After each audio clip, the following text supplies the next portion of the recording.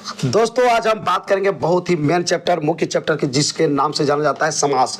ये हिंदी व्याकरण का बहुत ही इंपॉर्टेंट चैप्टर है दोस्तों। ये कोई भी ऐसा कंपटीशन नहीं है जिससे जो है जहां पर हिंदी का एग्जाम हो और समास ना पूछे, ऐसा बात नहीं है। आपने झारखंड सहायक आचार्य में भी देखा कि 6 से लेकर 10 क्वेश्चन तक समास से क्वेश्चन पूछा गया है। तो दोस्तों समास का अर्थ क्या होता है, तो आप देख पा रहे हो संक्षिप्तीकरण होता है। कभी भी चीज, हम कोई भी चीज जब संक्षेप में बात करते हैं, शॉर्ट में बात करते हैं, क्या कहलाता है? समास कहलाता है दोस्तों।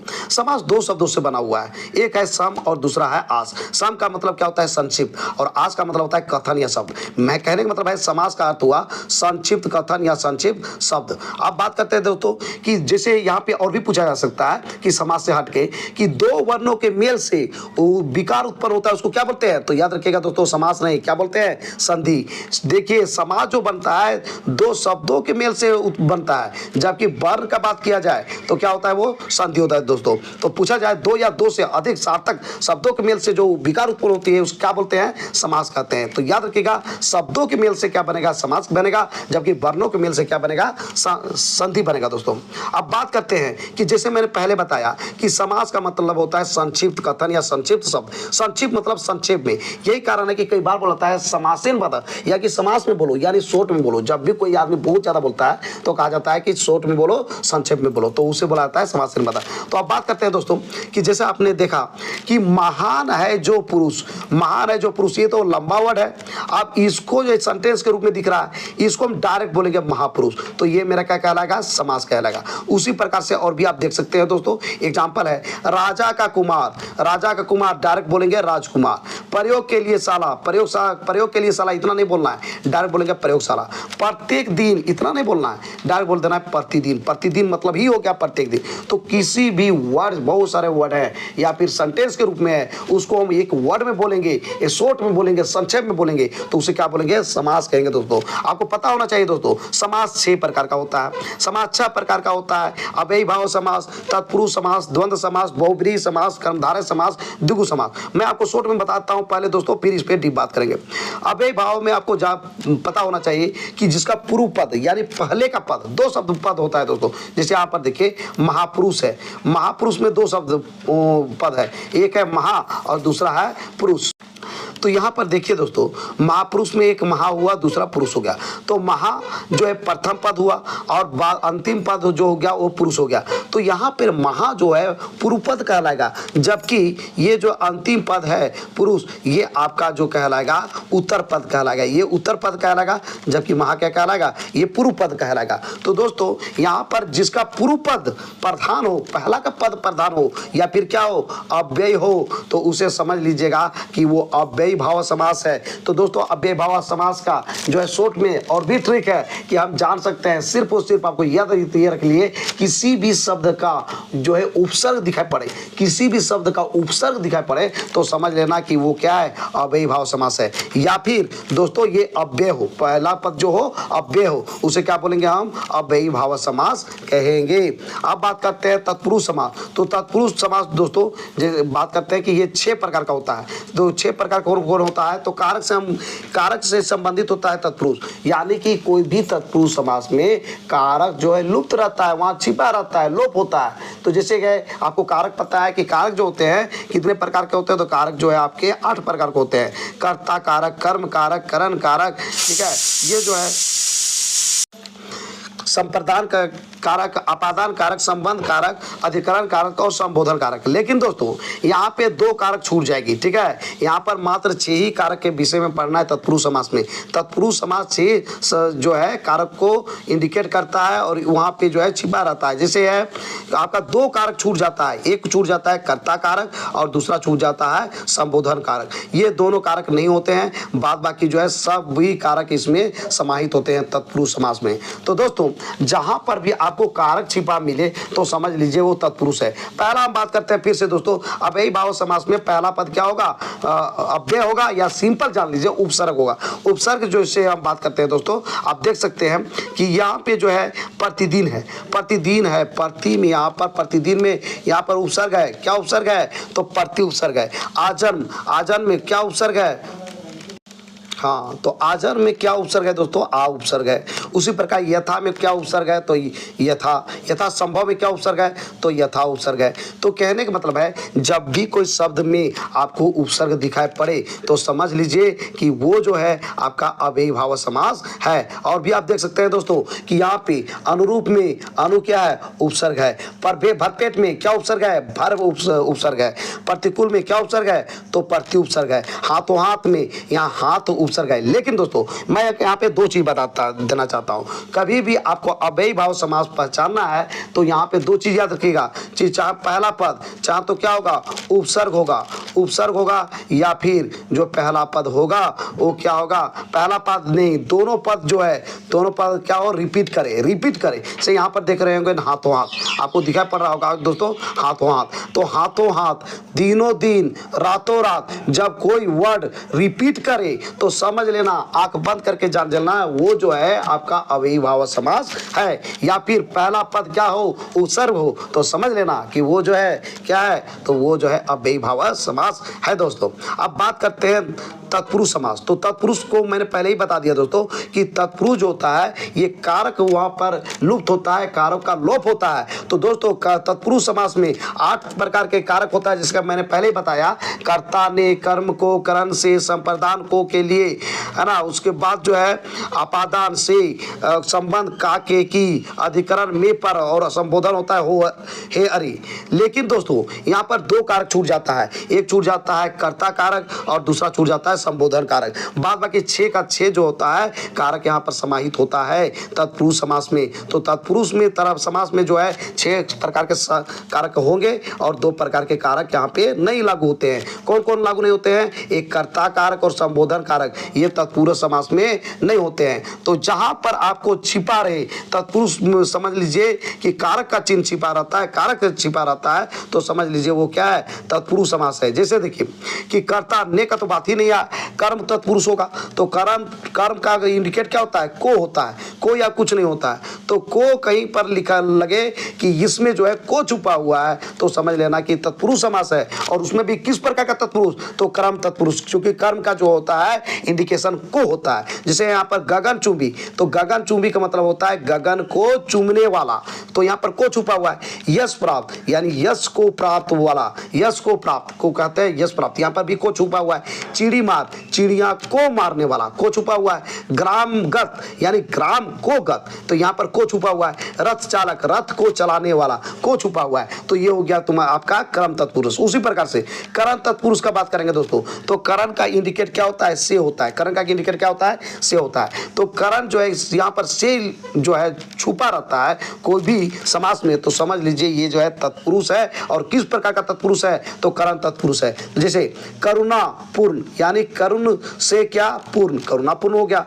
भयाकुल, भय से आकुल, ठीक है। रेखांकित, रेखा से अंकित। शोकग्रस्त, शोक से ग्रस्त। मदांत, मद से अंक, तो ये क्या हो गया आपका दोस्तों? तो ये हो गया आपका, इस प्रकार से आप कह सकते हैं ये करण तत्पुरुष हो गया। उसी प्रकार से संप्रदान तत्पुरुष को पहचानने का तरीका है को के लिए, को के लिए इंडिकेट होता है। यानी कि मैंने पहले बताया तत्पुरुष समास में कारक चिन्ह जो है का लोप होता है, वहां छिपा रहता है। जैसे देखिए प्रयोगशाला, तो प्रयोगशाला किसको तोड़ के आप देखिए तो प्रयोगशाला, प्रयोग के लिए शाला, ठीक है, प्रयोग के लिए शाला।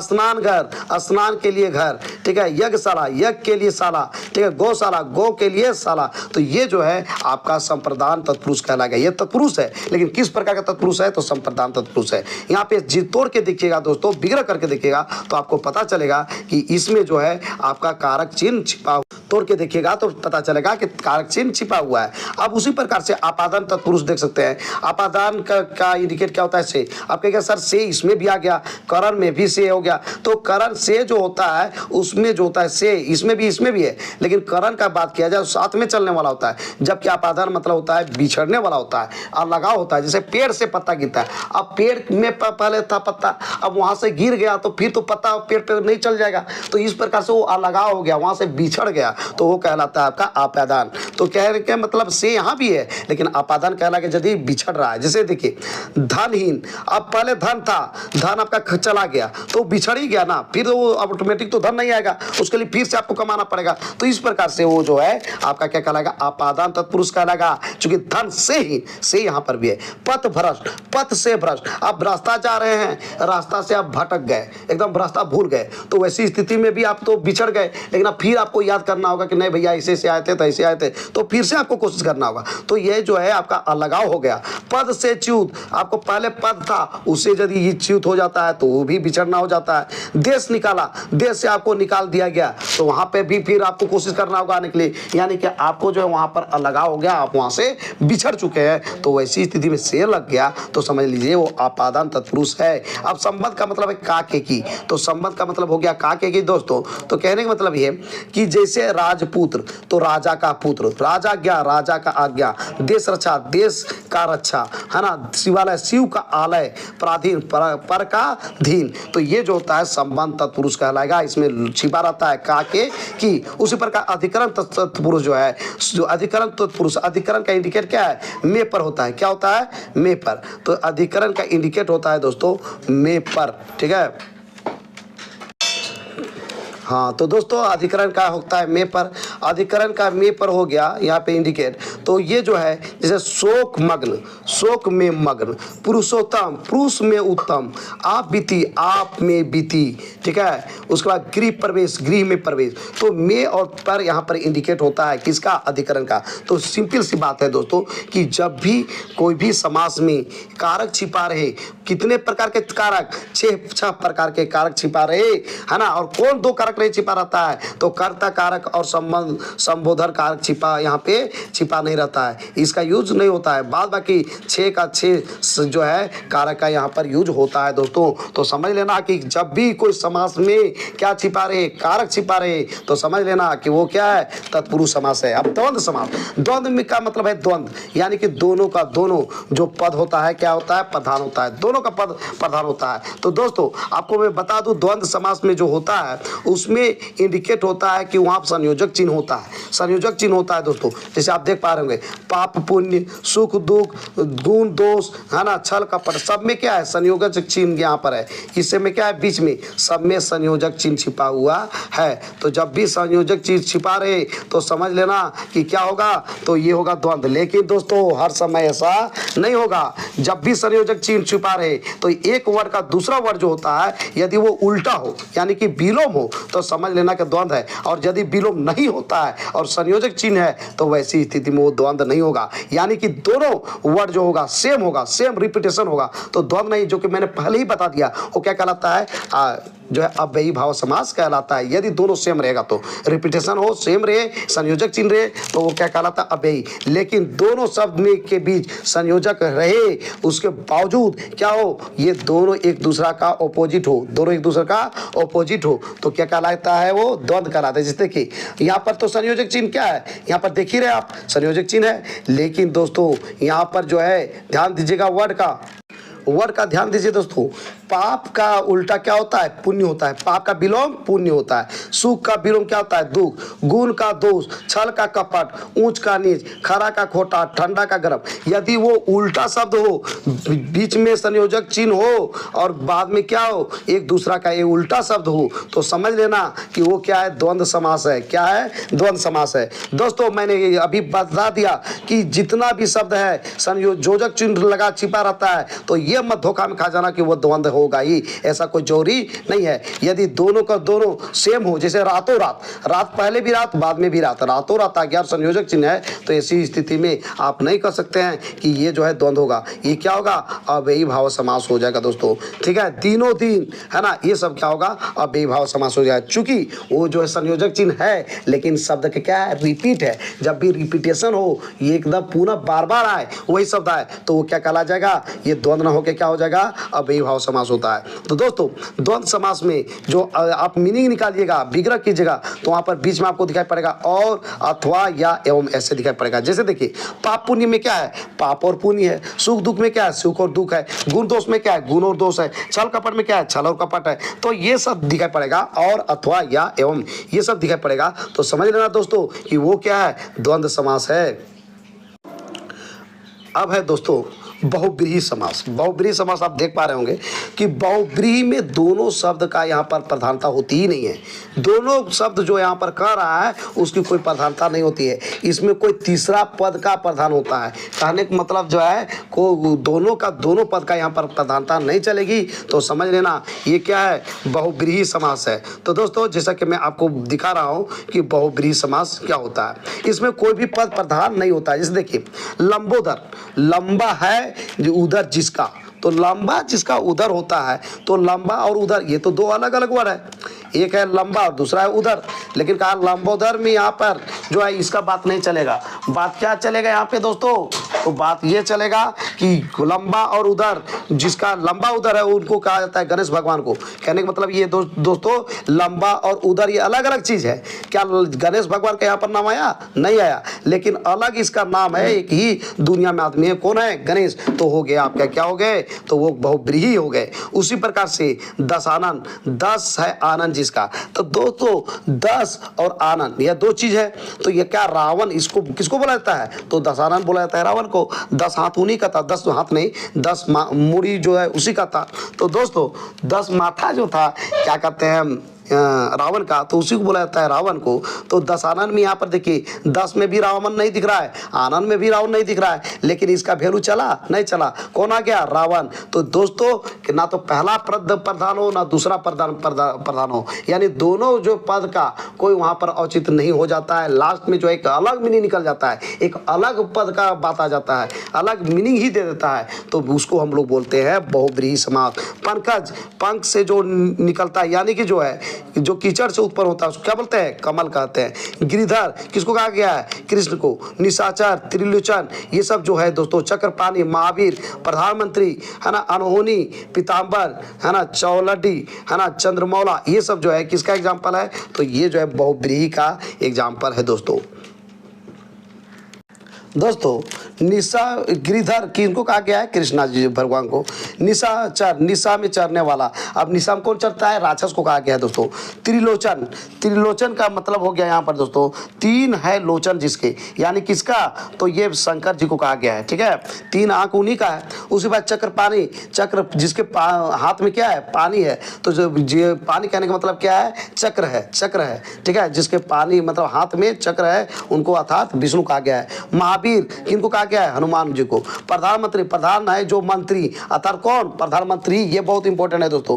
प्रधानमंत्री ये क्या है, बहुब्रीहि समास है। प्रधान है जो मंत्री, यानी प्रधानमंत्री का क्या होता है, प्रधानमंत्री। अनहोनी, कोई विशेष घटना, तो दोस्तों जब कोई विशेष घटना की बात आती है तो वो क्या होता है, अनहोनी होता है। तो ये भी बहुब्रीहि है। पीताम्बर है, पीत है अंबर जिसके, किनको कहा गया है, तो ये जो है कृष्णा भगवान के लिए है। चौलडी, चौलडी मतलब होता है क्या, माला के लिए होता है दोस्तों। तो कहने का मतलब ये है कि चौलड़ी का जो बात किया जाए दोस्तों, 4 है लड़ियां जिसकी, तो 4 लड़ियां किसमें होता है, तो होता है माला में होता है। उसी प्रकार से चंद्रमौली, चंद्रमौली, चंद्रमौली का क्या होता है दोस्तों, चंद्र है मौली पर जिसके, अर्थात किनके मौली में चंद्र है, चांद है, तो ये है शंकर जी का है। तो मिला जुला कि इनको क्या बोलेंगे, बहुब्रीहि बोलेंगे। और बहुब्रीहि में जो है कोई भी पद का प्रधानता नहीं होती है, एक अलग जो है उसकी पद की प्रधानता आ जाती है। एक अलग पद जो है यहाँ पे आपको दिखाई पड़ता है, ना तो प्रथम पद और न ही उत्तर पद, यहाँ पे एक अन्य पद आ जाता है।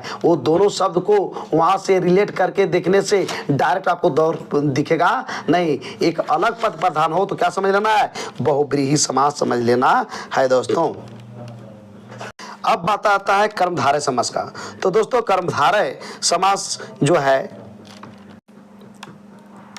कर्मधारय में दोस्तों उत्तर पद प्रधान होता है। उत्तर के पद कहने का मतलब बात का पद प्रधान होता है। ये एक नंबर में पूछा जा सकता है। लेकिन दोस्तों याद कैसे रखिएगा, कैसे बनेगा, तो ये सब मत याद रखिएगा। पहले याद रखना है कि पहला जो पद होता है वो विशेषण होता है। क्या होता है? विशेषण होता है। तो पहला पद आपको विशेषण दिखाई पड़े तो जान लीजिए कि क्या होगा, वो आपका कर्मधारय होगा। अब विशेषण के विषय आप पहले जान रहे हैं कि जब भी कोई शब्द संज्ञा सर्वनाम की विशेषता बतलाती है तो क्या कहलाता है, वो आपका जो है विशेषण कहलाता है। यदि जैसे काला, गोरा, नीला जो भी है वो कोई शिक्षक है तो ये सब क्या है, उसकी विशेषता है। तो वो जो है विशेषण पहला पद दिखाई पड़े तो समझ लेना वो क्या है, विशेषण है। ये जो है कर्मधारय समास है। जैसे देखिए नीलकमल, नीलकमल जो है दो शब्द पे यहाँ पर विग्रह कीजिए तो दो शब्द आ गया, एक हो गया नील और दूसरा क्या हो गया, कमल। अब नील, नील मतलब क्या, नीला। कमल तो मतलब क्या होता है, कमल तो जान ही रहे हैं, जिसका कमल क्या है, नीला है। तो नीला जब कमल है तो नीला इसका क्या क्वालिटी है,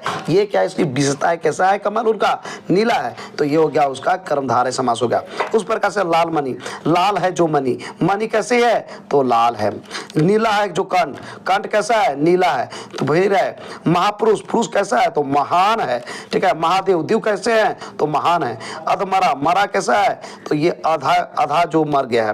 परमानंद, परम है। आनंद कैसा है, परम है, बहुत ज्यादा। देह लता, तो देह रूपी लता। तो ये सब जो होता है पहला पद क्या हो तो पहला पद जो होता है वो विशेषता बतलाती है, विशेषण होती है। तो समझ लेना वो जो क्या है वो आपका कर्मधारय समास है। जैसे करण, चरण कमल, तो कमल, कमल के समान क्या, चरण, चरण एकदम चरण का यहाँ पर जो है विशेषता बतलाई जा रही है। कनकलता, तो कनक की सी लता, तो यहाँ पे जो है कनक सी की लता, कनक क्या है, विशेषता है। कमल नयन, तो इस प्रकार जो है कमल के समान क्या, नयन। प्राण प्रिय, प्रिय प्राणों के समान प्रिय, तो ये जो है चंद्रमुख, मुख कैसा तो चंद्रमा के जैसा, चंद्र के जैसा।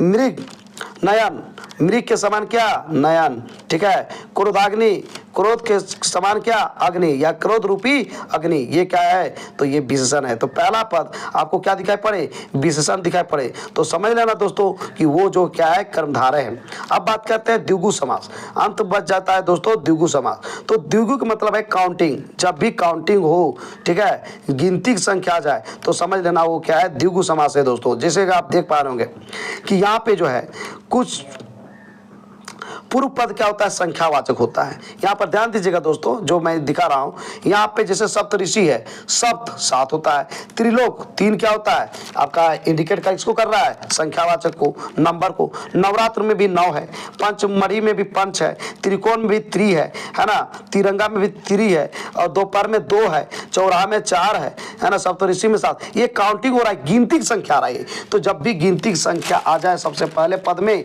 तो समझ लीजिएगा कि वो क्या है, द्विगु समास है। जैसे सिंधु क्या है, पहला आप देख पा रहे होंगे दोस्तों क्या दिया हुआ है, सप्त सिंधु, सप्त सिंधु का मतलब होता है 7 सिंधुओं का समूह। तो 7 यहाँ पर क्या है, नंबर है, नंबर यानी गिनती की संख्या है। त्रिलोक, तीनों लोकों का समाहार, यानी कि पहले जो है पहला पद जो आपको दिखाई पड़े, गिनती की संख्या दिखाई पड़े, गिनती दिखाई पड़े तो समझ लेना कि वो क्या है, द्विगु समास है दोस्तों।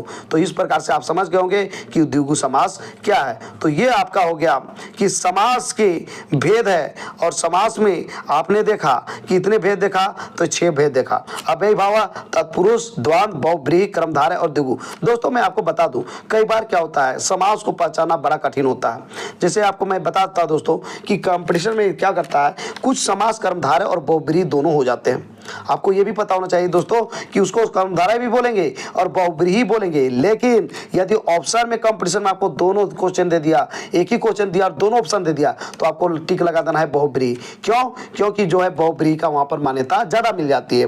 अब देखिए नीलकंठ है, तो नीलकंठ तो हम लोग जानते हैं नीला है कंठ जो, तो ये तो होना चाहिए क्या, कर्मधारय होना चाहिए, कर्म को धारण करता है नीलकंठ। लेकिन किनको कहा गया है तो शिव जी को कहा गया है। तो ये कर्मधारय यदि बहुव्रीहि ऑप्शन नहीं देता है तो कर्मधारय ही आपको टिक लगाना है। लेकिन यदि आपको बहुब्रीही भी दे दे और कर्मधारय भी दे दे तो आपको बहुब्रीही में टिक लगाना है दोस्तों, क्योंकि इसमें आपको दिमाग ज़्यादा लगाना पड़ता है, इसीलिए बहुब्रीही को पकड़ने के लिए ज़्यादा दिमाग लगाना पड़ता है। इसीलिए जो है आपको बहुब्रीही ऑप्शन दे दे और कर्मधारय भी है और बहुब्रीही भी है तो वैसी स्थिति में बहुब्रीही को ही टिक लगाएगा। जैसे लंबोदर, लंबा है जो उधर जिसके, तो कर्मधारय होना चाहिए। लेकिन किसको कहा गया है? गणेश को हम ज़्यादा दिमाग लगा लिए ना, तो ये क्या कहला गया? बहुब्रीही समास कहलाएगा। यदि बहुब्रीही समास ऑप्शन में है तो, और बहुब्रीही समास नहीं दिया है तो ऐसी स्थिति में कर्मधारय को ही टिक लगा के निकल जाना है दोस्तों। अब देखिए कुछ समास द्विगु और बहुब्रीही दोनों होते हैं। जैसे आपको बता दें दोस्तों, आपको मैंने बताया था कि द्विगु समास किसको कहते हैं? जो काउंटिंग से स्टार्ट होता है, यानी जो गिनती की संख्या, गिनती इंडिकेट होता है। जो पहला पद होता है गिनती आ जाए तो समझ लीजिए वो क्या है? आपका द्विगु है। जैसे देखिए चतुर्भुज, चतुर्भुज में आपका चतुर जो है 4, तो किसको इंडिकेट करता है? गिनती को इंडिकेट करता है। अब गिनती को इंडिकेट कर, चतुर्भुज में 4 इंडिकेट कर रहा है, पंचवटी में 5, दशहरा में 10, ये इंडिकेट किसको कर रहा है? ये द्विगु को इंडिकेट कर रहा है, क्योंकि गिनती आ रही है, पहला पद गिनती आ रहा है, द्विगु होना चाहिए। लेकिन दोस्तों चतुर्भुज किनको कहा गया है? विष्णु जी को, इसलिए जो है ये द्विगु ना होकर क्या हो जाएगा? बहुब्रीही हो जाएगा। उस पर पंचवटी, जहाँ पे जो है राम लक्ष्मण सीता रहे थे उसी का नाम था पंचवटी, एक अलग नाम से क्या गया है ना, तो पंचवटी के आज कोई मतलब है ही नहीं, जो कि एक जहाँ पर राम भगवान ये सब रहते थे तो उसको जो है कहा गया कि किनको वहां पर जहाँ रहते थे, तो ये हो गया किसमें? बहुब्रीही में। दशहरन, 10 है आनंद, तो 10 हो गया आपका 20 करके द्विगु, लेकिन दशहरन किनको कहा गया है? रावण जी को, इसलिए जो है ये बहुब्रीही समास हो जाएगा। तो कई बार क्या होता है कर्मधारय और बहुब्रीही दोनों ऑप्शन दे दे और दोनों का दोनों हो तो बहुब्रीही टिक लगाना है। द्विगु और बहुब्रीही दोनों का दोनों हो जाए तो वो टिक किसको लगाना है? बहुब्रीही का, यदि ऑप्शन दिया है तो, और ऑप्शन नहीं दिया है तो वही लगाना है जो आपको नजर आ रहा है दोस्तों। तो इस प्रकार से प्रधानता आपको किसको दे देना है? बहुब्रीही को। तो दोस्तों आज का मेरा ये वीडियो आपको कैसा लगा जरूर हमें बताएं इस वीडियो के कमेंट बॉक्स में। यदि ये वीडियो आपको अच्छा लगा दोस्तों तो इस वीडियो को कर दीजिए लाइक, चैनल को कर दीजिए सब्सक्राइब और ज़्यादा से ज़्यादा दोस्तों को इस वीडियो को कर दीजिए शेयर। तो दोस्तों फिर मिलते हैं एक नए और ऑथेंटिक वीडियो के साथ, तब तक के लिए हमें इजाज़त दीजिए। धन्यवाद।